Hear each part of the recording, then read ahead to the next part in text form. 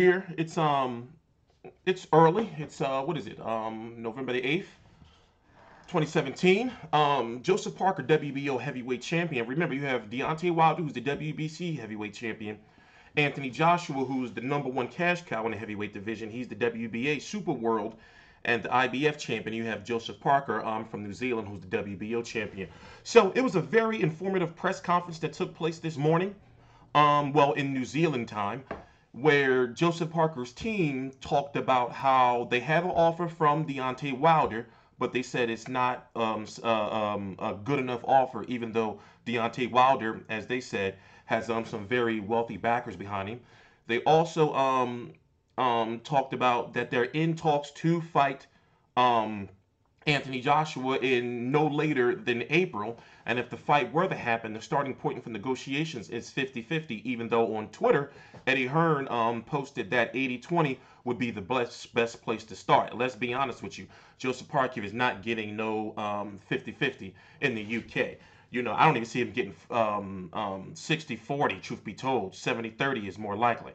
You know, but they also talked about that they have Lucas Browne, who has a contract. Lucas Browne, former WBA champion, WBA world champion, who lost his title because of PEDs. So they have a contract already ready for him to fight him in case they can't get a deal done with Anthony Joshua. And if those two fail, then they're going to fight Bryant Jennings, top ranked boxer from Philadelphia. We grew up in the same neighborhood. I'm TstreeT Controversy. This is TstreeT Controversy Live. I cover every single major fight live. So before I start, we're going to listen to three key parts of this press conference, and we're going to go from there. So here's the first part. Which is big 6'6" Chinese heavyweight, and you know that would be a pay in the early to mid millions of dollars, and it would be probably in the second quarter if we took that option. Another option we're looking at again is with our promotional partner, Top Rank. Bob Arum, who I spoke to a couple of hours ago, has a date booked in Las Vegas, which is March 10, to be streamed live on Espn, and the opponent would be Bryant Jennings. So that option is available to us now if we want to select that option. Then you have Povetkin out of Russia, who's trying to make himself the mandatory, and you know, so that option would become alive sort of mid-year, and there's a lot of money has been paid for boxing in Russia in recent years. So that's another exciting and potentially lucrative opportunity. The Japanese opportunity, we've struck that off the list for now. We found them to be polite and respectable, and there were no issues with their intentions. The problem is they couldn't quite get enough money to bring Joseph to Japan, and so our message to Fujimoto is to keep working away at sponsors and TV, and if they can mount a credible, good offer in the future, we certainly work with them. And then finally that brings us to Joshua, and probably the most newsworthy thing for you guys today is that Eddie Hearn and I started gently exchanging emails you know, a week ago or whatever, and then we sort of agreed a couple of days ago. He said, you know, he'll go to, I said, go to Anthony, he said he'll talk to Anthony Joshua. I said, I'll talk to Joseph Parker. So we both sort of connected again yesterday, and my message was Parker would fight Joshua next, and Hearn's message was Anthony Joshua would fight Parker next. So it's really down to a question of the deal and money. And a few notes on that. The last undisputed world champion set in the public mind was Lennox Lewis. And when there is an undisputed champion, public interest in the sport soars, because there's no argument over who is the top boxer in the world, and so it captures worldwide public imagination. So we think the potential unification of Joshua has special public interest and higher value. So it's not just about money, and if the Joshua side are going to treat us like a regular voluntary, then it probably won't happen yet. But if they really want to unify and take advantage of that opportunity, make a fair and reasonable deal, then we're ready. I'd like to pay credit to Parker and Joshua for wanting to unify. You know, under the recent times, a lot of the heavyweights for some reason haven't wanted to. They want to sit on their one belt, protect it. It's hurt the sport, public interest waned over that period. I think we back ourselves against Joshua. You know, Deontay Wilder is trying to build his Joshua fight by sort of trash talking. We prefer to stick to facts. And a few of the facts are that Joshua has been laid out on his back more than once. Klitschko put him down, Dillian White nearly put him down. There's rumours around sparring, and I think it might have been confirmed he's been put down there. Joseph Parker's never been off his feet as an amateur or a professional or in sparring. So you have to say Joseph has a better chin than Anthony Joshua, and therefore if they're going to walk forward and trade, you've got to say that Joseph could put Joshua down. So look, our message to the Joshua camp is, yeah, we'll take the fight, but you know, the deal has to be respect Joseph having earned a genuine world title and be a fair deal. Okay, so we're going to stop right there for now. So we're going to watch two more parts of this. So there you heard it. So they have options. Now, later on in this, in fact, I put the link to this press conference right down below in the description box. So they've said that they have a deal ready from Bob Arum for ESPN, or Top Rank from on ESPN for March against Brian Jennings. They could fight Lucas Browne, which is a big oceanic area, you know, New Zealand and Australia fight. That's a big fight over there in that area. You see what I'm saying? The Anthony Joshua fight, he said that, and this is the promoter of Anthony Joshua, Joseph Parker. They said that they've been in contact via email, and they just spoke yesterday, or was it the day before, he said, I forgot. And that basically it's all going to boil down to money. Now, there would be enough money in that fight for Joseph Parker versus or Anthony Joshua versus Joseph Parker, especially if you got Joseph Parker, Anthony Joshua doing stadium fights against what was supposed to be Kubrat Pulev, you know, so it ended up being Carlos Taka. So there should be enough money there for him to get a career high payday, maybe double of what he's ever made before in the past. But, you know, that's not my job. We're going to stay away from all that crap. But anyway, the point I'm trying to make is, even though they want to get the Anthony Joshua fight done, Duco Events and the promoters of Joseph Parker has done a good job in making sure he has other options, and that looking at Anthony Joshua, he doesn't have too many options now when you think about if he doesn't fight Deontay Wilder. So yes, of course, you know, Eddie Hearn can pull a power move and have him fight the winner of David Haye versus Tony Bellew. If David Haye wins, it wouldn't be Tony Bellew. He wouldn't fight Tony Bellew. You know, and now that Joseph Parker said, hey, listen, make us a fair offer, you know, and we'll fight you. But if not, then we can go and fight in Las Vegas against Brian Jennings on ESPN on Top Rank, which has been doing great ratings, by the way. You know, or, you know, we can fight this big oceanic fight over here against Lucas Browne. You know, and then they had an offer from Kyoto Fujimoto. I forgot how to pronounce his first name. I probably destroyed his first name. It's probably not even his first name, but I know his last name is Fujimoto. He is a Japanese fighter who is working his way up the heavyweight rankings. So let's go to another part. I believe it's at the 13 around here or so. We're gonna start right here. Please subscribe on TstreeT Controversy. This is TstreeT Controversy Live, and then after we watch this, we're gonna talk about Anthony Joshua a little bit. Start right here. Walk across the ring and knock Joseph Parker out. Now, when we saw Eddie Hearn, which I thought was a tremendous bit of promotional work, signing Takam on 12 days' notice, a guy that has been widely known in boxing circles, had done no sparring whatsoever. I didn't know that. Tested Anthony Joshua right to the end. We all saw how gassed Joshua was. We all saw that Joshua could not hurt Takam, and it was a very, very promoter-friendly stoppage. That fight showed me once again that Anthony Joshua is very, very beatable. He definitely has a stamina problem. He definitely cannot knock you out with one punch. It's a guy who has to put several big, heavy punches together. He's very robotic. He doesn't have a very good selection of lead patterns. And I think the guy is there for the taking, and I want us to get in front of him before someone else beats him. So you're for that to be the next fight, look, if the business is right, and Joe's happy with the business, and Dave's happy with the business, then I'll be happy to prepare and train Joe to fight Joshua. Yeah, you know, hey, listen, I've been wondering the same thing And, you know, Anthony Joshua's getting bigger each fight. And in boxing, you know that that's not, you know, throughout history, that hasn't been always good. You know, and it's like, why are you putting on so much muscle, bro? We seen him put on what? He started at about 220, right? About 224 or so when he first started pro, right? You know, and now he's up to what, like 254 or so, and it's like, you know, and with the fights that we've seen, you know, even in the Klitschko fight, you know, even though he was at the top of his game, he is starting to look robotic, man. You know, now I understand. You know, Anthony Joshua has a large casual fan base. And to those people, Anthony Joshua can do no wrong. Hey, listen, he is the perfect poster boy for boxing. As far as he's always saying the right things.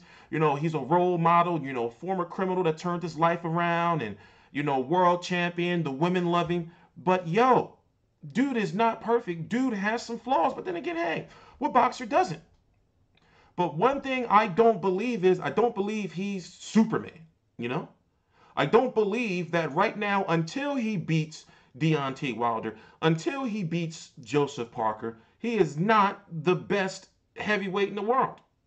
But right now, technically, he is. Even though that probably doesn't make any sense to you. So, Joseph Parker and Anthony Joshua have been on a collision course for years now. In fact, he was supposed to be Anthony Joshua's mandatory, but he decided to go the WBO route, which was a smart, you know, choice at that point in time.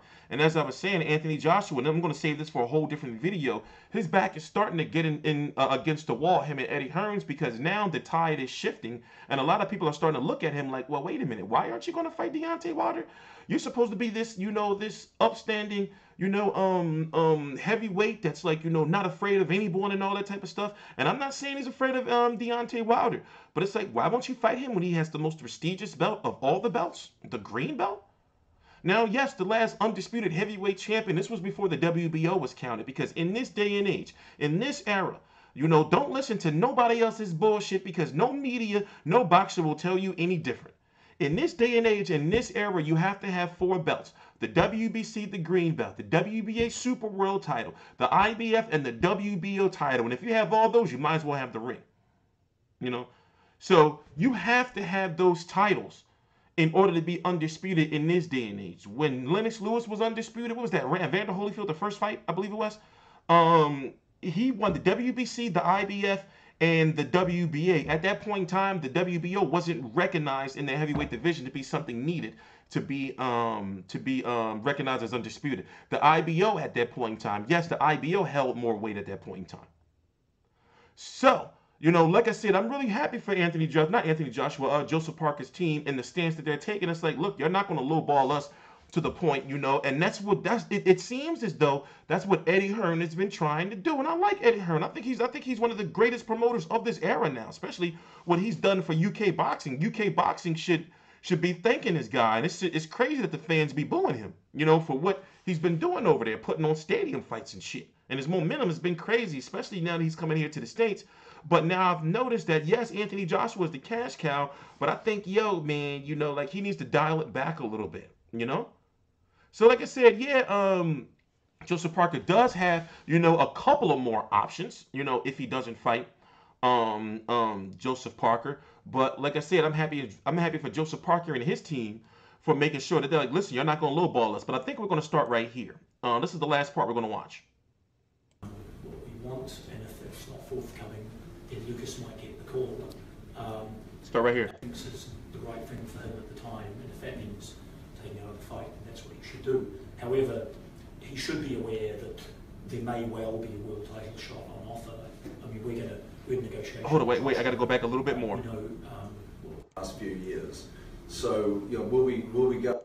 What do you at the moment, Joe? Okay, here we go. Listen to this. The last fight was 111. Not this part, the part after this. And if you believe that, you believe When it. they start talking about Lucas Browne. David, how do you keep Lucas Browne sort of on the line? He's sort of ready to go. I spoke to him yesterday. He's aware of the Joshua fight and understands that's obviously a big deal if you put it together. But do you put a contract in front of him that has an exit clause or things like that? we could look at that. I mean, in boxing, everyone's self-interested really, so Lucas should do what he thinks is the right thing for him at the time, and if that means taking another fight, and that's what he should do. However, he should be aware that there may well be a world title shot on offer. I mean, we're in negotiation with Joshua, but we know what we want, and if it's not forthcoming, then Lucas might get the call. But we did talk about what you suggested as an option. But like I said, we've got various other options. The Chinese option is actually a damn good one, and the money's good, and it's This is solid. important. So we don't feel under any pressure. We're just sort of running due diligence, trying to figure out what the best deal is for Joseph Parker. Is Wilder an option at all? Or? Yes, we speak to their camp, and they've actually put a figure on the table, which I won't divulge. It wasn't enough, but you know, if they've got some very wealthy backers behind them. And Okay, so, you just heard, I'm just going to stop it right there to make sure you guys heard it. So they said, they've been in contact with Wilder's camp, and they have an offer on the table, but they're saying it's just not enough, and they've acknowledged that they have some very, Wilder has some very wealthy backers behind them, like, Lou DiBella, more importantly, Showtime, and definitely Al Heyman.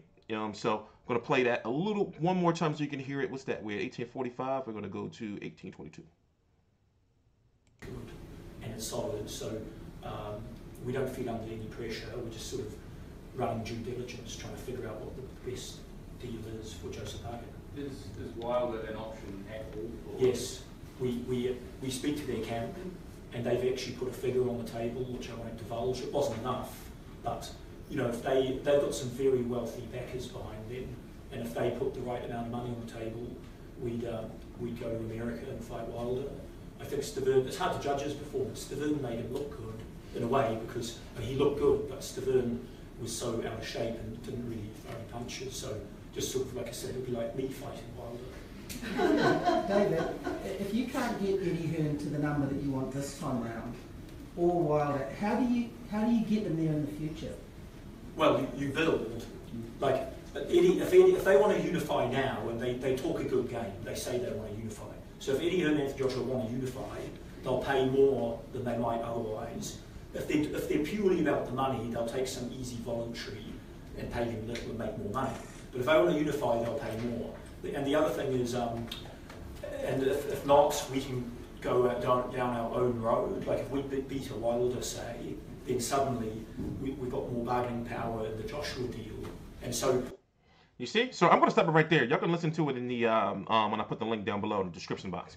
So, very informative press conference, even though they didn't really, announce who they're going to be fighting next, but they are, looking at all their options, but they have options set up. So far, Joseph Parker team has 2 fights that they can go. They can go Lucas Browne, or they can go top-ranked ESPN against Bryan Jennings.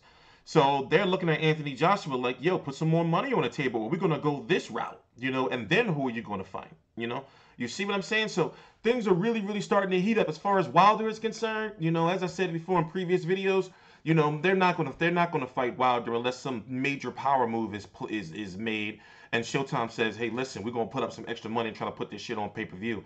But that's just not going to happen. Joseph Parker can make likely more money, truth be told, fighting Lucas Browne. Maybe the same amount of money, maybe more with Top Rank on ESPN, than fighting Wilder. Both of those fights, he could probably make more than fighting Wilder. Just my personal opinion. And trust me, I've been covering this shit for a long time, and I know how to forecast the numbers and shit like that. So, it's all in Anthony Joshua's court. And Eddie Hearn was talking on Twitter, 80-20, an 80-20 split. Joseph Parker and his team are talking 50-50. 50-50 is not going to happen, but would Joseph Parker's team go for 70-30 and however the pay-per-view splits work or whatever, or the network money, if the fight obviously is going to take place in the UK, the network money for the people who broadcast Joseph Parker fights over in New Zealand and in Australia and wherever his fan base is, wherever else his fan base is all over the world. So, I'm TstreeT Controversy. This is TstreeT Controversy Live. I cover every single major fight live. All the links to my social media right down below in the description box. And guess what? I'm looking for help. I need help in New Zealand. So, press conferences like this, if you're in New Zealand and you're interested in helping out in any way, shape, or form, and you're like, yo, I was off today. I could have went to that. Email me at info@fightview360.com. The link is right down below in the description box. Now, of course, you have to understand that I'm in, I'm the United States, like in Pennsylvania. So you have to factor in, like the time difference, but leave your name, like where you're from in New Zealand and how far you are from, from wherever these events be taking place, because we do get the press releases, so we can get you there. If you're interested in going into Joseph Parker fights, especially if he fights in Australia or New Zealand against Lucas Browne, then we can get you to that fight, of course, if you're willing to do the work, if you're willing to do the right thing. Also, we need help in general. So anybody who's interested in helping for covering any fights all over the world, please feel free to email me. The email address is right down below in the description box. Please subscribe.